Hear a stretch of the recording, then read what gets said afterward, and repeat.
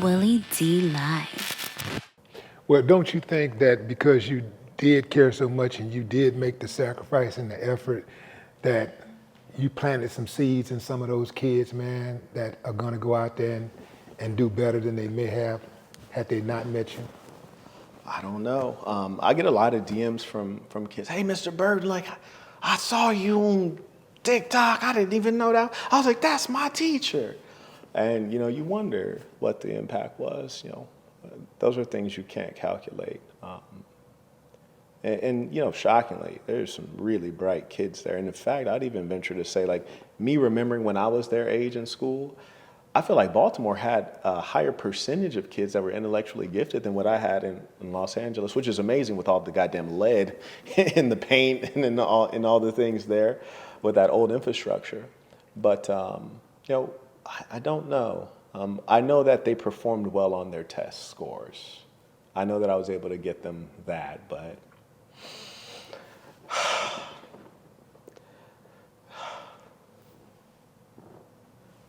that's what I'm so serious about. Like, these single moms, man, and it's like you have to pick the right man. You have to be qualified to have kids. Those children were suffering. Like, I've traveled all over the world. I've filled up 4 passport books.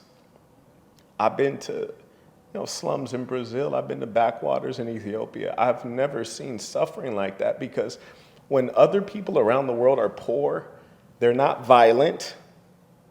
When other people around the world are poor, they don't have enough money to use heroin and meth and crack.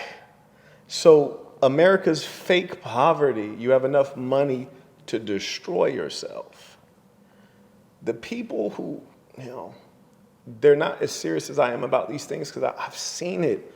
I've seen it from the cradle to the grave. Like, I know what's going on. And if you think a gradual solution will be a solution, you are wrong. Things are so bad. They say desperate times require desperate measures. The times are desperate.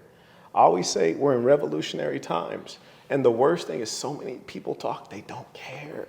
They do not care. I met many of the mayors of Baltimore personally, like the governors, mayors.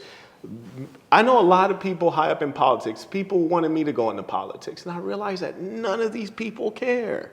I know these people. The people who run for president and don't make it, I know them personally. They do not care at all. I remember when I was working for the mayor of Baltimore. I'm not going to say which one. I'm working for the mayor of Baltimore, and I was doing essentially data for the Baltimore City Schools, which is one of the larger school districts in the country. And I had a finding that I brought to the attention of one of the higher ups, and they're kind of like, oh, that's really bad. Don't tell anybody about that. And I distinctly remember my entire time with the mayor's office, I only saw them get passionate one time about one issue, which was who's going to get the box seats for the Ravens. Who could get these box seats? Like, they were lobbying each other and negotiating, like, deeply passionate. And, people sometimes say, you sound harsh, or you're not compromising, you're inflexible. Yeah, well, that's about right, because the problems are very serious. I care enough.